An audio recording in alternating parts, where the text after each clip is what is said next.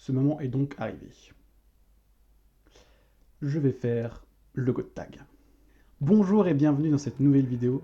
Aujourd'hui, je fais donc le God Tag. Le God Tag, c'est quoi? C'est un tag qui avait pas mal été fait, notamment sur la scène dark alternative sur YouTube, et par aussi quelques youtubeurs francophones.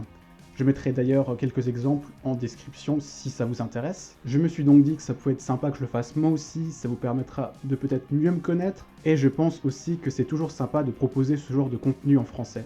Donc, c'est parti. Alors, première question, depuis combien de temps es-tu goth? En fait, je vais aussi répondre à la deuxième question en même temps, parce que c'est comment es-tu devenu goth, et je peux pas répondre depuis combien de temps es-tu goth sans répondre à la deux en même temps. Parce qu'en fait, c'est un peu difficile pour moi de dire depuis quand je suis goth en fait, parce que je m'intéresse à beaucoup de choses un peu dark depuis que je suis assez jeune, mais pourtant, je me suis intéressé vraiment à tout ce qui était vraiment goth beaucoup plus tard quand j'étais à la fac, notamment la musique, mais aussi pas mal la mode, etc., etc. Donc on va dire que ça avait pas mal commencé, en fait, déjà quand j'étais en primaire, j'avais commencé à écouter du heavy metal, du hard rock, même un peu de punk et new wave avec des artistes comme Billy Idol, ce genre de choses. Quand je suis arrivé au collège, j'ai commencé à regarder pas mal de films d'horreur, surtout des vieux slashers du type Halloween, Vendredi 13.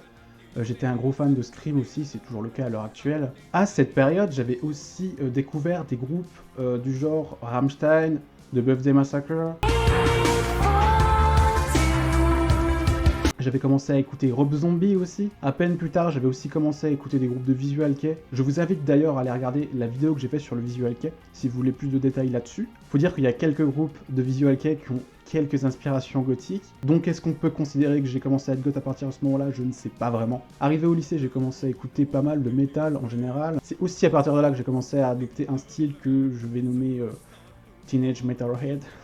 Arrivé à la fac, j'ai commencé à écouter pas mal de groupes plus adjacents au mouvement gothique, groupes de métal j'entends, hein, du style Lacuna Coil, et le vrai déclic ça a été quand j'ai découvert Paradise Lost, et ce groupe vraiment m'a donné envie de plus découvrir le rock gothique, et c'est grâce à ce groupe qu'après, en commençant à écouter du rock gothique, j'ai découvert la dark wave, la cold wave, etc., etc.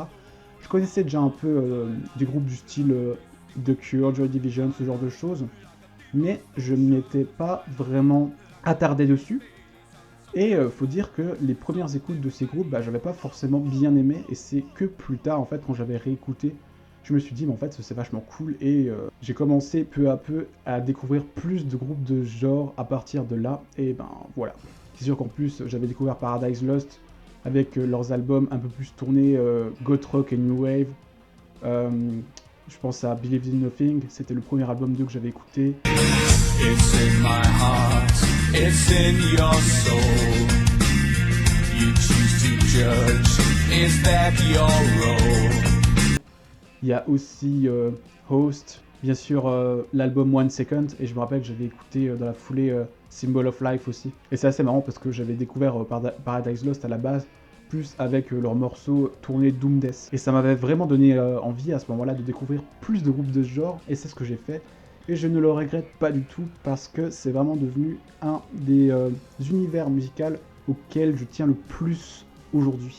Alors vu que j'ai fait deux questions en une, on va directement passer à la deuxième question, qui est dans quel style goth es-tu? Donc je sais pas si on peut vraiment dire que les styles vestimentaires que j'aborde sont toujours vraiment clichés entre guillemets goth. Je dirais plutôt que, un peu dans la vie de tous les jours, j'ai plus un style dark que goth. De base, j'ai plus un style de métalleux, même si maintenant je mélange un peu tout. Mais en vrai, si vraiment on devait me mettre dans une case, dans tout ce qui est style goth, je pense que ça serait plutôt trad goth, genre tout particulièrement quand je mets une grosse veste en cuir, avec les vêtements déchirés, des patchs de groupe faits à la main. Mais après, ouais, ça reste une case, je fais un peu ce que je veux en fait avec mon style vestimentaire.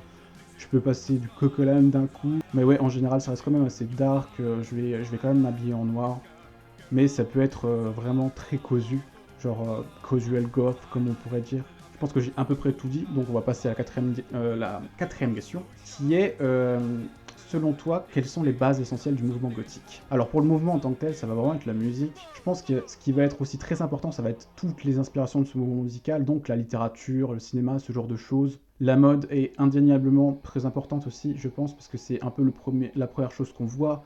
c'est ce que les gens connaissent du mouvement goth en général. Mais au final, je vois un peu tout ça comme un tout qui crée vraiment un univers à part entière. Après bon, là on parle vraiment du mouvement dont je parle en général dans mes vidéos, qui est né fin 70, début 80. Faut savoir aussi que le terme gothique peut faire référence à d'autres choses. Ça, j'en parlerai peut-être plus tard, ça peut être un sujet. Mais bon, voilà, pour le mouvement gothique en tant que tel, je pense que c'est vraiment tout ce qui est musique en premier plan. Après, ça va être tout ce qui est littérature, mode, cinéma, etc. etc., etc. Après, la 5e question. Qu'est-ce que t'aimes pas dans le fait d'être goth? Alors, je sais que pour beaucoup de personnes, ça va pas mal être le regard des autres. Après, j'ai pas forcément de problème avec ça, je fais pas trop attention à comment les gens me regardent. J'ai jamais eu beaucoup de problèmes. Après, il y a un truc avec lequel j'ai du mal dans le mouvement goth, c'est qu'il va y avoir beaucoup de gens qui vont être très élitistes. Je pense qu'en fait, du moment que quelque chose nous touche comme ça, qu'on apprécie un mouvement, je pense qu'au bout d'un moment, on s'en fiche en fait. Écoutez ce que vous voulez, faites-vous kiffer comme vous voulez. Si vous kiffez ça, tant mieux. Si vous kiffez pas, tant pis. Si des gens, si vous dites ouais, ça c'est goth, mais quelqu'un dit ouais, c'est pas goth en fait. En fait, on s'en fiche de tous ces termes, genre si le truc vous plaît, il vous plaît, c'est ça l'essentiel, je pense. Je sais pas si j'ai encore d'autres choses à dire là-dessus, parce que pour moi c'est un kiff total d'être dans cet univers, de découvrir de nouveaux groupes, d'essayer de faire des DIY avec mes fringues, des trucs comme ça, moi j'adore. Donc on va passer à la 6e question, et c'est qu'est-ce que tes parents pensent de ton appartenance au mouvement gothique? Comment dire que ben là, je suis adulte donc un peu OSEF, mais quand même, des fois, ma mère, elle a un peu de mal avec tout ce qui est dark et tout, mais il y a quand même pas mal de groupes que j'écoute qui appartiennent de près ou de loin un peu à tout cet univers, et elle doit reconnaître que des fois, ouais, elle aime bien, mais elle trouve ça cool et tout. Donc ouais, ça reste cool. J'ai jamais eu trop de conflits par rapport à ça, on va dire, si c'était ça la question en fait. Mais je pense qu'après, c'était plus une question dédiée à des personnes, peut-être ados ou ce genre de choses. Donc, 7e question, ça va aller très vite parce que c'est sourcil ou pas sourcil, vous voyez très bien que j'en ai, donc ouais. J'ai jamais eu une seule fois l'idée de me les raser et je pense que je vais les garder, donc après, faut jamais dire jamais, hein, donc peut-être qu'un jour, je sais pas. Mais je sais très bien que j'aurai la flemme, en fait, de me les redessiner tous les matins, donc je pense que je ne le ferai jamais. Bon, maintenant, on va passer à la 8e question. Quels sont tes groupes préférés? Bon, faut savoir que je suis pas mal éclectique, donc je vais déjà présenter mes groupes préférés de manière générale. Alors mon groupe préféré, ça va être AC/DC. C'est le premier groupe de rock que j'ai commencé à écouter, c'est même le premier groupe tout court que j'ai vraiment commencé à écouter, je pense. Ils m'ont donné envie de faire de la musique, ils m'ont donné envie d'écouter du rock, du metal, du punk, tout ce que vous voulez. Ils m'ont vraiment donné envie de faire de la guitare électrique. Après, je pense que ouais, ça restera mon groupe préféré toute ma vie. Après, il y a énormément d'autres groupes que je considère comme mes groupes préférés, qui ont vraiment forgé mes goûts, qui sont représentatifs des goûts musicaux que j'ai en général.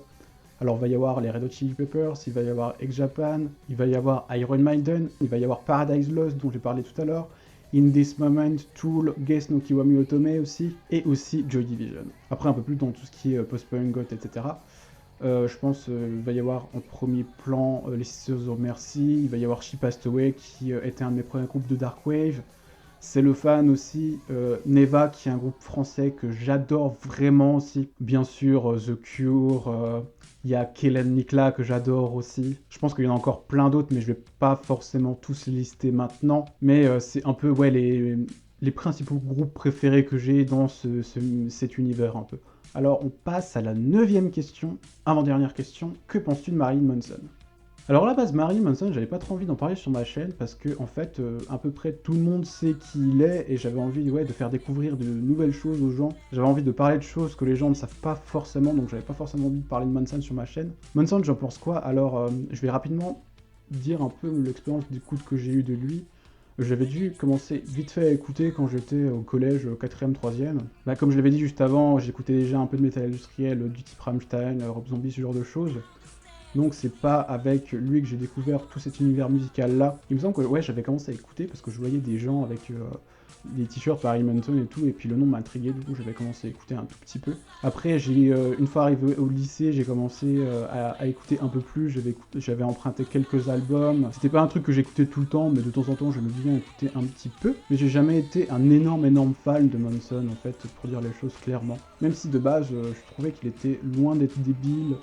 J'aimais bien ses interviews, j'aimais bien les écouter et tout, je trouvais qu'il était vachement posé, il disait des trucs intéressants et tout. Mais ceci arriva les amis.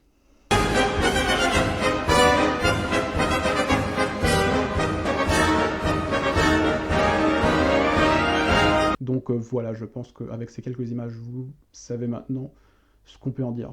On va passer à la dernière question qui est la 10e. Comment étais-tu quand tu étais Baby Bat? Alors je sais pas si j'ai vraiment une période Baby Bat, vraiment la période où tu es vraiment un jeune gothique, adolescent, et tu fais des trucs un peu chelous avec tes fringues, ton maquillage et tout. Quand j'ai commencé à adopter un style plus propre à moi, on va dire, c'était surtout je mettais des t-shirts de métal en fait. J'avais des vestes en jean, j'ai toujours d'ailleurs... oui, des vestes en jean, des hoodies noirs, mais je me maquillais pas quand j'étais au lycée, je me mettais pas de vernis. Il n'y a pas de grosses photos cringe de moi, je pense, mais je peux peut-être en mettre une quand j'avais genre 6 ans, elle va apparaître ici ou ici, ici, vas-y, apparaît ici. Pour que vous ayez une idée de comment j'étais quand j'ai commencé un peu à changer de style.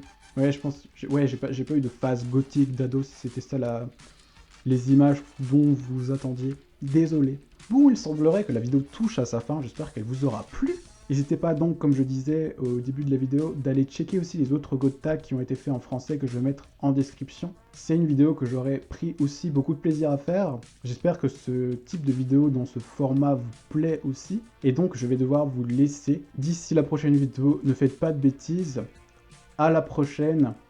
Bye!